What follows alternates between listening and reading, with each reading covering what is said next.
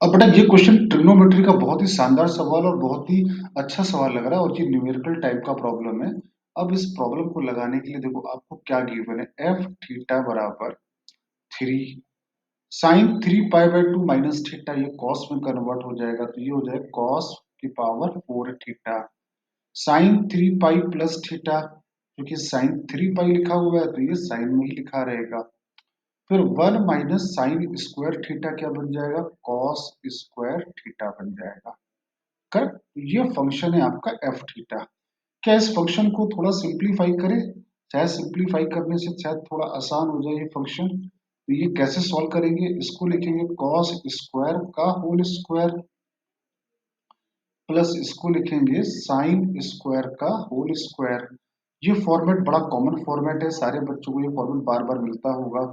अब इसमें से two sine square theta cos square theta add किया और two sine square theta into cos square theta को सब्ट्रैक्ट किया, minus two cos square two theta यहाँ पे आ गया। अब ये क्या बन गया, A square plus B square plus two A B. तो ये क्या बन गया, ए प्लस बी का होल स्क्वायर, मतलब cos square theta plus sine square theta का होल स्क्वायर बन गया। और minus two sine square theta into cos square theta minus two cos square two theta, ये यहाँ पे लिखा हुआ है। ठीक है, ये पार्ट तो बन गया वन आपका, तो ये आ गया थ्री, ये वन। अगर मैं इसको देखूं, अगर एक टू को डिवाइड करूं और एक टू को मल्टीप्लाई कर दूं तो ऊपर क्या बन रहा है बेटा, ऊपर बन रहा है two sine theta into cos theta का होल स्क्वायर बन रहा है minus two cos square two theta. फिर ये अगेन आ गया three one minus one by two, ये क्या बन गया, ये बन गया साइन टू थीटा का होल स्क्वायर, मतलब sine square two theta minus two cos square two theta. Clear है यहाँ तक, सारे बच्चों को समझ में आ रहा है यहाँ तक? ठीक है, अब कोशिश करते हैं इसको एक सिंगल ट्रिग्नोमेट्रिक रेशियो में ले आए। तो सिंगल ट्रिग्नोमेट्रिक रेशियो में लाने के लिए one one by two sine square two theta, cos को लिख दिया one minus sine square theta. अरे भाई कॉस स्क्वायर थीटा क्या बन जाएगा, one minus sine square theta. ये आ गया three one one by two sine square two theta minus two plus two sine square two theta. ये आ गया थ्री वन और माइनस टू आ गया minus one plus three by two sine square two theta. ठीक है,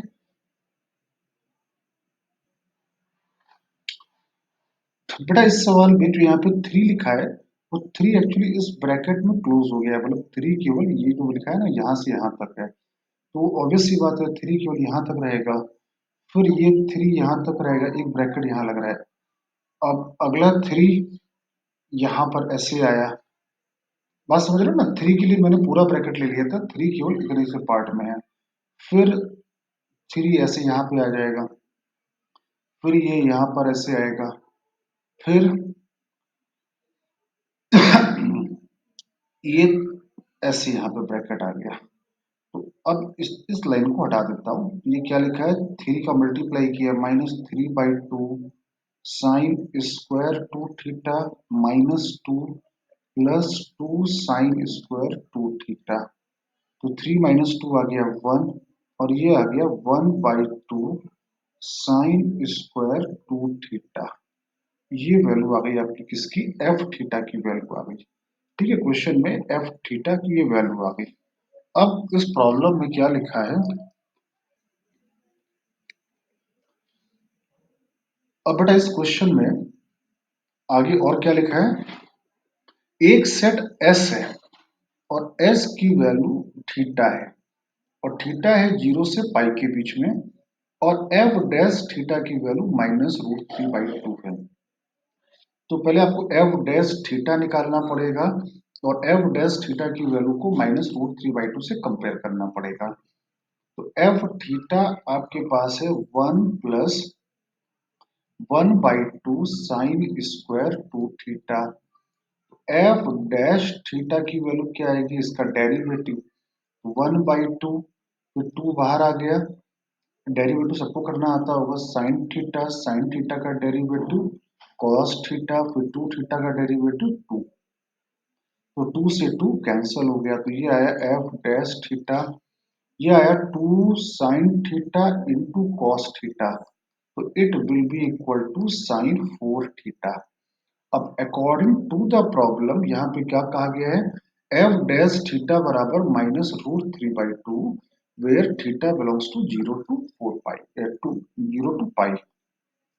तो इसको अगर -√3/2 से कंपेयर करेंगे तो बेटा साइन की वैल्यू नेगेटिव कहाँ कहाँ पे होती है, ऐसे देखिए साइन की वैल्यू नेगेटिव कहाँ कहाँ पे आएगी, एक ये और ये और ये और ये, यहाँ वैल्यू आती है √3/2, ये एंगल कितना होगा 60, ये भी होगा 60, ये भी होगा 60 और ये भी कितना होगा 60, ये कितना आएगा, ये भी √3/2 आएगा।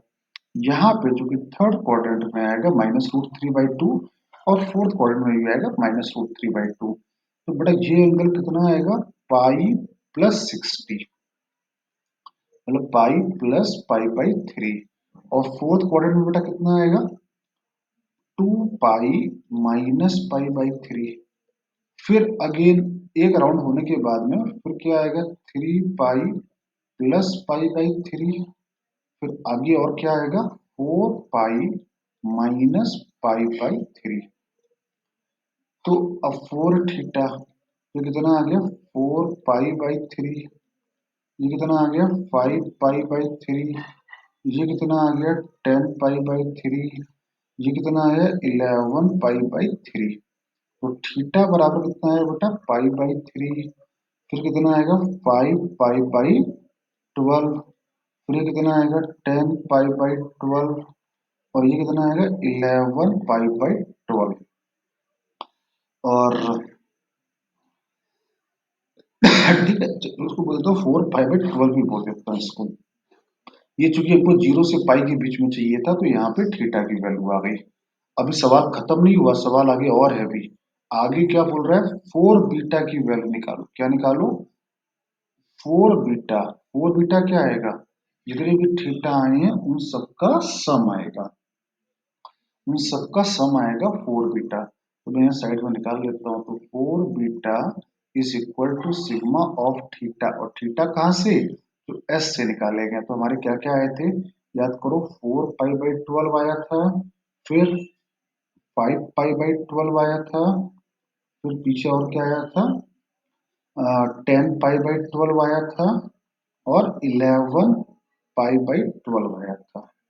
करेक्ट है, तो इनको अगर जोड़ोगे तो 5 4 9 10 19, 19 और 11 30 पाई/12 आया। That will be equal to 4 beta. ये वैल्यू आई 4 बीटा की, 4 बीटा की वैल्यू आई 30 पाई/12। ठीक है, अब इसको आगे यूज करेंगे। अब आपसे पूछा है एफ बीटा की वैल्यू पूछा है, क्या पूछा है एफ बीटा।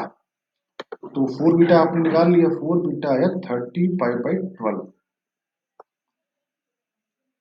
तो 4 बीटा आया 30 पाई/12।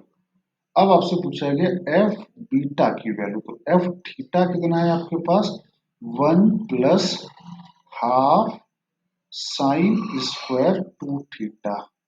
तो एफ बीटा यहाँ पे डालेंगे, तो 1+हाफ साइन स्क्वायर 2 थीटा की जगह क्या आ जाएगा बीटा।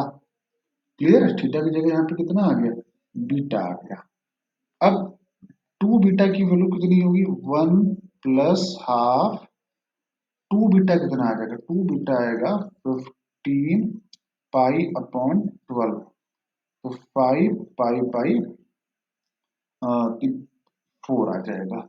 तो 1 साइन स्क्वायर और 2 बीटा की वैल्यू 5 पाई/4, तो ये आ गया 1+1/2 साइन पाई प्लस पाई/4, 1/√2, 1/√2 का होल स्क्वायर 1/2, तो 1 + 1/4, तो कितना आया ये? It will be equal to 5/4।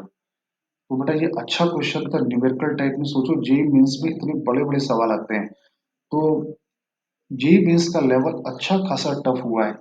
तो आप मान के चलो, क्या ये क्वेश्चन एग्जाम में क्या 2 मिनट में लगने वाला है? नहीं, 2 मिनट तो नहीं लगेगा। कम से कम ये क्वेश्चन आपको एग्जाम में कितना भी कर लो, फास्ट करोगे, 3 मिनट तो, 4 मिनट तो लेगा ही लेगा, क्योंकि बहुत सारा कैलकुलेशन है। तो इस प्रॉब्लम को अपनी समझदारी के अनुसार पेपर में सॉल्व करिए। इसीलिए बोलते हैं ट्रिग्नोमेट्री की ज्यादा प्रैक्टिस करिए। हो सकता है कि बहुत अच्छा सवाल मिल जाए, हो सकता है कि टफ सवाल मिले, तो टफ सवाल को आप छोड़ सकते हैं।